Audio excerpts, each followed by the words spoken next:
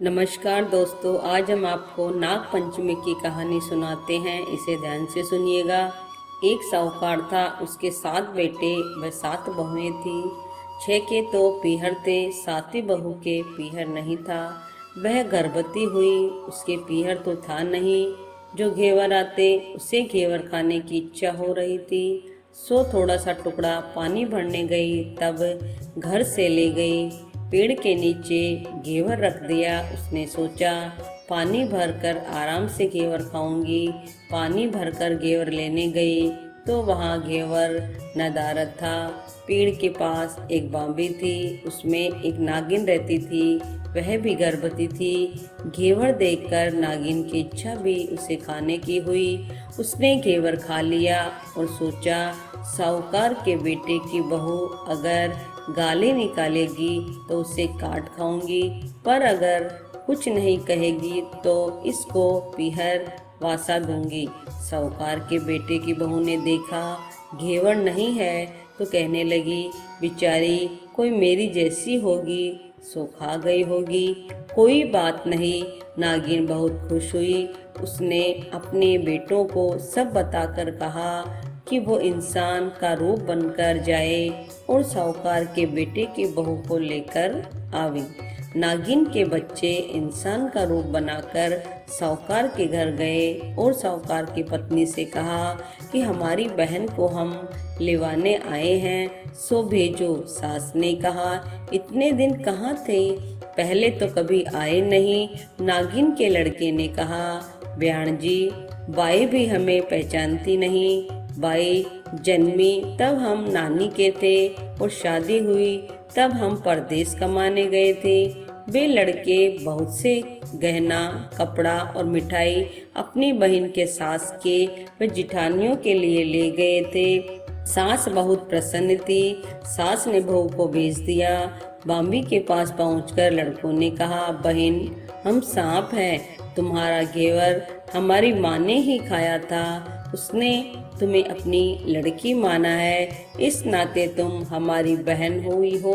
तुम हमारी पूंछ पकड़ लो, डरना मत। वह पूंछ पकड़कर बांबी में चली गई।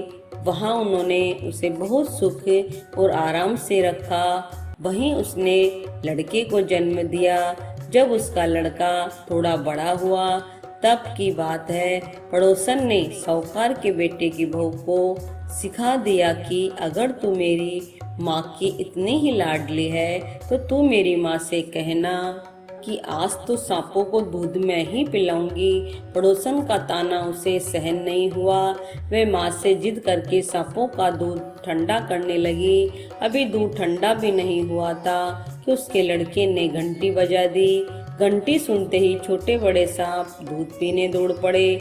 दूध में मुंह डालते हुए बहुओं का मुंह जल गया। सांप क्रोधित होकर कहने लगे, हम बहन को काटेंगे।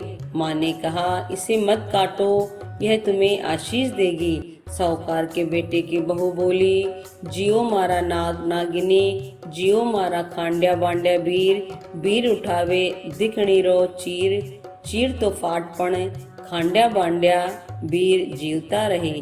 कुछ दिन बाद पड़ोसन ने ताना मारा, तेरी माँ अगर तेरा विश्वास करती तो तुझे 7वें कोठे की चाबी देती। उसने जिद करके माँ से 7वें कोठे की चाबी ले ली। ताला खोला तो देखा बाबा नाग जल में झूल रहा था। उसने कहा, बाबा, आप तो मेरे पिता हैं। और मैं बोली, जियो नाग नागिनी, जियो बासुकी नाग। नाग देवता ने उसको 9 करोड़ का हार दे दिया। माँ ने अपने बेटों से कहा, भाई तो अब बड़े घरों में हाथ डालने लगी है, उसे घर पहुंचा दो। नागों से साहूकार के बेटे की बहू को बहुत से गहने कपड़े दिए और ससुराल पहुंचा दिया। थोड़े दिनों की बात है, उसका बच्चा झाड़ू तोड़ रहा था। ताई ने कहा, झाड़ू मत तोड़ो, इतना तोड़ने का शौक है तो तेरे नाना मामा के यहाँ से लाता। सांपों ने सुन लिया। माँ से जाकर कहा। माँ ने कहा, 2 झाड़ू सोने की बनवाओ और दे आओ। ताइयों देखकर जल गई, कहने लगी, इसके तो ताने मारने से धन बढ़ता है। छोटी जिठानी लकड़ी लेने गई, वहाँ सांप था। उसने सोचा सबसे छोटी को भेजना चाहिए, सांप उसे खा जाएगा। तो मुसीबत मिट जाएगी। छोटी बहू लकड़ी लेने गई तो वहाँ सांप बैठा था। बोली, भैया राम राम। सांप ने झट से बिच्छू दे दिए। पहनकर छमछम करती आई।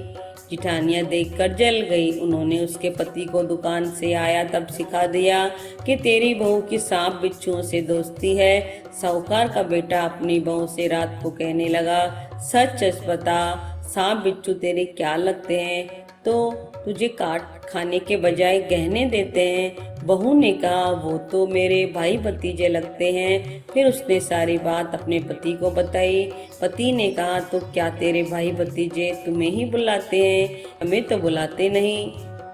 कोने कोने में छुपे सांपों ने बात सुन ली तो जाकर अपनी माँ से कहा। माँ ने कहा, दोनों को बुला लाओ। इंसान का रूप रखकर सांप दोनों को व बच्चे को बुला लाए। खूब कपड़े गहने रुपये देकर तीनों को विदा किया।